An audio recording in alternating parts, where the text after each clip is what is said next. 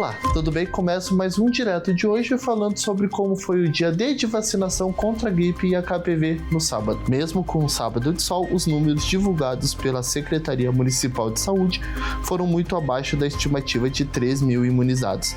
Na Praça Dante, foram aplicadas apenas 605 doses contra a gripe para pessoas dos grupos prioritários que abrangem de crianças a idosos. E as doses da vacina para o HPV foram ainda mais preocupantes, com apenas 28 jovens de 15 a 19 anos imunizados.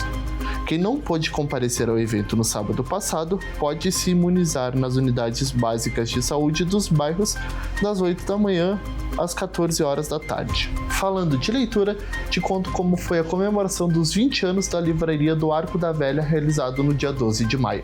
A Livraria do Arco da Velha, dos primos fundadores Guilherme Martinato e Germano Weirich, comemoraram os 20 anos de existência da Livraria do Arco da Velha.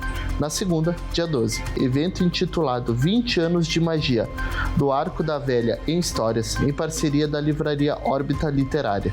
O encontro foi uma viagem no tempo, da abertura do Baú da Velha até mesmo a parceria para a criação do Bloco da Velha.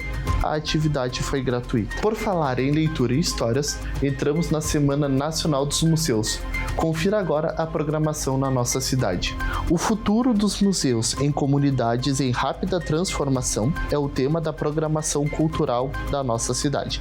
Evento anual promovido pelo Instituto Brasileiro de Museus, o IBRAM, tem como objetivo valorizar os museus brasileiros e fortalecer a relação deles com a sociedade. Amanhã, quinta, dia 15, o Instituto Bruno Segalla recebe uma mesa redonda com o tema Memória Viva, o futuro dos museus e monumentos em comunidades em transformação. O evento começa às 20 horas no canal do YouTube do Museu Instituto Bruno Segalla.